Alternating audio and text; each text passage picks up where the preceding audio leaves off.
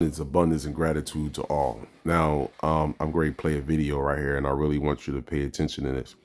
Notice that all of these children look alike. All of these children genetically are pretty much the same. And this is what I be talking about when I say that every species should take care of their own species. This is what I'm talking about when people talk about getting out of bag, but you have no life skills. You wasn't raised up with life skills. You don't know how to get, you don't know where to get water from, or you don't even know how to get water from a tree. You don't know what plants are right around in your neighborhood, or what you call dandelion roots and other things that where you can eat that will help cleanse the blood. You don't understand how to cauterize or stitch up a wound. Most of you don't even know how to read vital signs or take your own blood pressure. So right here is what I be talking about, is when you're teaching life skills. This has nothing to do with money. Money is nothing. Money is the distraction to keep you from being able to operate, use your own mind, and move independently from your government. Anything that you hear with "ment" at the end is mental. Environment, government.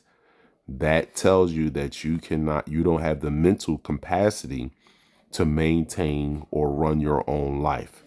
However, if we were to actually turn to our children, because we're never going to be happy as grown adults until our children are being raised, guided, and medically evaluated by us alone.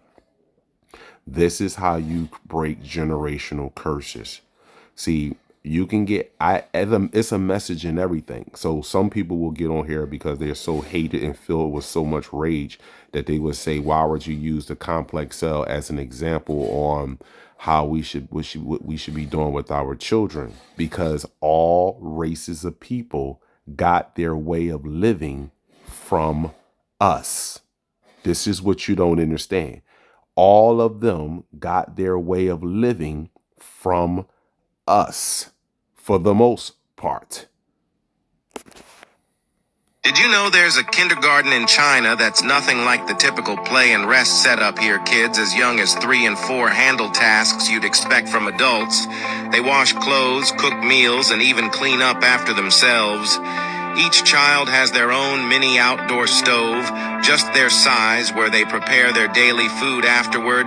They line up to wash dishes, then move on to weaving baskets, knitting scarves, or even sewing clothes on kid-sized sewing machines. They juice fresh fruits from start to finish, practice clay building, draw, make decorations, and solve puzzles. Girls can even try out hairstyling and makeup, giving them a head start as future stylists. This hands-on approach has kids eager to come every day, excited for what they'll tackle next. Would you let your child dive into such an interactive and skill-building kindergarten for more high-quality and interesting content? Subscribe me.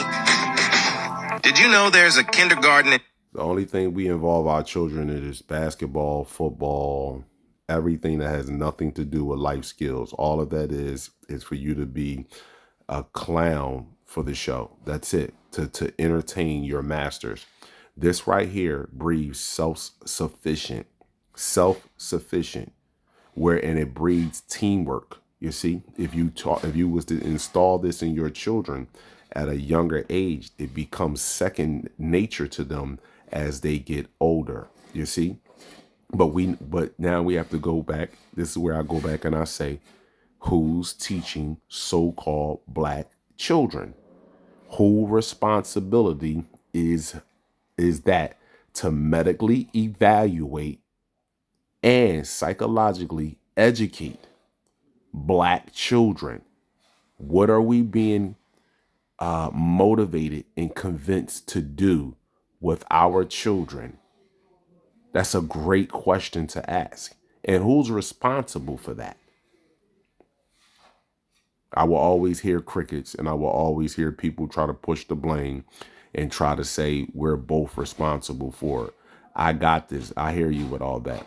However, when you look at nature and you see females that are in nature, natural females that are in nature, They are the ones that pass down wisdom, unconditional love, and accountability to children.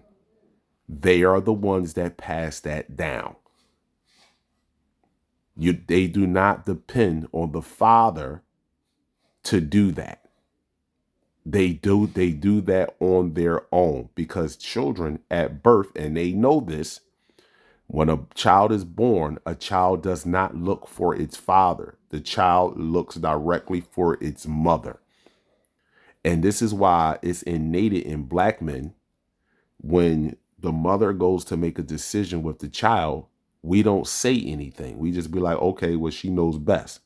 But as the child starts to reach what you will call early teenage years, 12, 13, 14, then you start seeing a father start to enforce or start to not necessarily interact, because he's always interacting, but starts to enforce certain rules and regulations.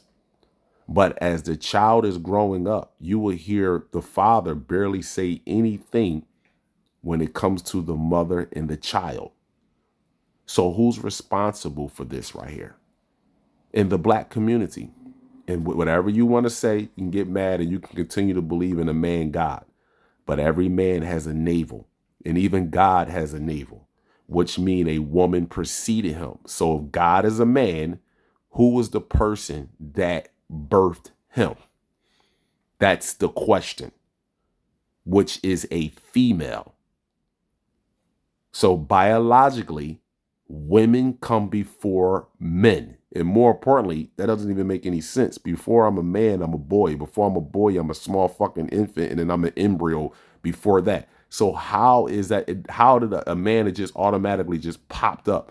Everything goes through a gestation process. Everything except for AI, artificial intelligence. Abundance and gratitude to you all.